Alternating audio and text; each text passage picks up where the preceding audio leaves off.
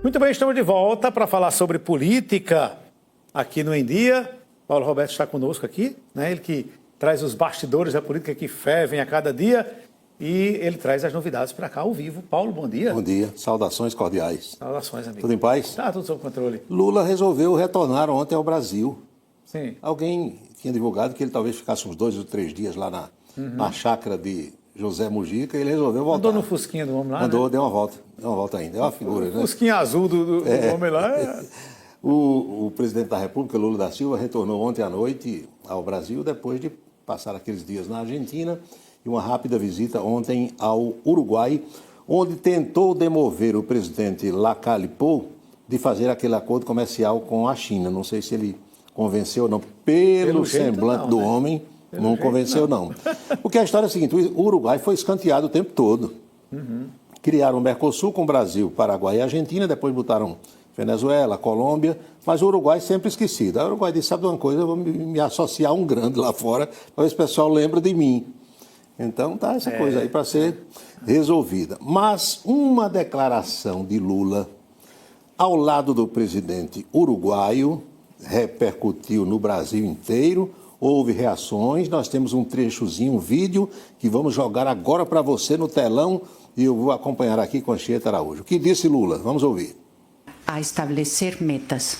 O Brasil não tinha mais fome quando eu deixei a presidência da República. Brasil já não tinha mais hambre, não padecia hambre quando deixei a presidência. E hoje tem 33 milhões de pessoas passando fome. E hoje temos 33 milhões de pessoas que padecem hambre. Significa que quase tudo que nós fizemos de benefício social no meu país, Isso significa que casi todo lo que hicimos en términos beneficiosos sociales para nuestro país em 13 anos de governo, durante 13 años de gobierno foi destruído em 6 anos. se destruyó en 6 años. Ou melhor, em 7 anos. A lo 3 mejor 7 años. do golpista Michel Temer 3 del golpista Michel Temer, e 4 do governo Bolsonaro. 4 Aí, 3 do golpista Michel Temer. Meu amigo, isso deu um rebu. Michel Temer estava acompanhando, imediatamente soltou uma nota, dizendo, golpe, foi o golpe de sorte que varreu o Brasil quando eu assumi. Porque se não é o golpe de sorte, o Brasil tinha caído no buraco de uma vez com o PT e com Dilma Rousseff e com Lula. Respondeu e respondeu brabo. Agora, estranho é que, se você voltar um pouquinho no tempo, e nós fizemos aqui esse exercício, na diplomação do presidente Lula, lá no TSE, José Sarney estava ao lado de quem? De Michel Temer e de Lula. E chegaram a cochichar os dois, conversar ali no pé do ouvido um do outro. De repente ele soltou essa aí para Michel Temer. Michel Temer aloprou. Política, né? É um negócio que é difícil de entender, às vezes. Né? É complicado, porque Temer, todos sabemos, é um professor de direito constitucional, conhecido, famoso, sobretudo ali na região sudeste, e assumiu dentro de um processo de impeachment que pode ter sido induzido, conduzido pelo Eduardo Cunha, mas foi dentro do que manda o figurino. A gente sabe que aquela história de pedalada fiscal todo mundo faz e nunca deu nada para ninguém, quiseram tirar Dilma. Aquilo ali nada mais foi do que uma retaliação do Eduardo Cunha ao Partido dos Trabalhadores por ter lançado um candidato contra ele. Só isso. A partir dali desencadeou todo o processo de impeachment, que Lula não quer que se repita agora, daí porque está mandando os petistas votarem em quem? Arthur Lira. Porque gato escaldado tem medo de água fria. Pois é. Pois é.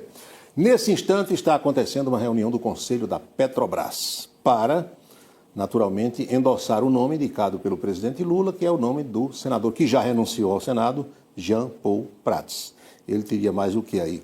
4, 5 dias como senador, já renunciou, e na hora em que esse nome é aprovado, o que deve acontecer, a posse pode ser imediata, ou seja, ele ainda hoje pode assumir a presidência da Petrobras. E diz que vai partir para energias renováveis. A Petrobras pode cuidar agora de energia eólica, de energia solar, quem sabe por aí. Agora nada do dia para a noite, né? Tudo num processo gradual. Né? Até porque, Anchieta e amigos, tem muitos diretores da Petrobras, quase todos foram nomeados por quem? Jair Bolsonaro. E esse povo tem mandato. Então, a proporção que esses mandatos forem inspirando é que Lula vai nomeando e o próprio Jean Paul depois formar uma equipe toda que pense como o atual governo, uma equipe toda petista, aí sim para fazer aquilo que Lula quer na nossa maior empresa. Pois é, esperar, né? A Polícia Federal abriu mesmo aquele inquérito a pedido do ministro da Justiça e Segurança Pública, Flávio Dino, para investigar se houve genocídio aqui no Brasil. O negócio está caminhando. Agora há pouco eu acompanhei uma entrevista do governador de Roraima, o Benário, acho que é Benário o sobrenome dele, e ele disse que aquilo toda a vida houve. A pessoa disse, mas governador, o senhor não sabia de nada, que estava morrendo criança indígena? Ele disse, olha, minha amiga, era uma colega repórter que estava fazendo a entrevista, ele disse, você tem noção do tamanho daquela reserva indígena? Você sabe que metade está no Brasil, metade está na Venezuela? Você sabe quantas cestas básicas o governo de Roraima distribui por mês? Você sabe quantos postos médicos nós temos nessa reserva? Quer dizer, é uma situação muito complexa que suscita muitos debates, comentários, mas a Polícia Federal está investigando e está fazendo o seu papel. A propósito, Jair Bolsonaro, o ex-presidente, encontra-se ainda nos Estados Unidos, tem esse problema de uma nova cirurgia que vai fazer e, de repente, estão dizendo que Bolsonaro, além da doença, tem o isolamento político, todo mundo saindo de perto, e o medo da prisão. O que é pior. Não é? Tudo isso acontecendo. Tem uma história de que ele vai ter que fazer uma cirurgia de novo, né? Vai fazer. O doutor, acho que é Antônio Macedo, o médico dele, já anunciou que dessa vez não tem como corrigir na base de medicamentos, vai ter que fazer uma nova cirurgia tão logo ele volte ao Brasil. E algumas pessoas perguntam por que não faz nos Estados Unidos se já se encontra lá. É que Bolsonaro confia nessa equipe, ele quer que os mesmos médicos, chefiados pelo doutor Macedo, procedam a essa nova cirurgia aqui no Brasil. Deve vir mesmo. Caminhando para a nossa Paraíba, pousando a nossa nave aqui em território paraibano, está acontecendo a última reunião da Assembleia Legislativa da atual legislatura. Sim. Despedida de muita gente hoje. Dizem que tem uns que vão chorar. 14 novos deputados vão assumir no dia 1º. Alguns que não se elegeram, tentaram não se elegeram. Outros, caso de Cabo Gilberto, virou deputado federal. Nada, né, não perdem. E tem aqueles também que, por uma razão ou por outra, estão deixando a Assembleia. O caso de um que candidatou o filho, Edmilson Soares, botou o filho, né, e outros tantos que resolveram não disputar. Então, hoje, a aprovação da LOA, Lei Orçamentária Anual, e as contas de Ricardo Coutinho e de João Azevedo. Pois é. Muitas, quer dizer, você tem o caso de Ricardo Barbosa, que é deputado estadual, foi candidato a deputado federal, né? Não se elegeu. Não se elegeu. Tem Cabo Gilberto que se elegeu.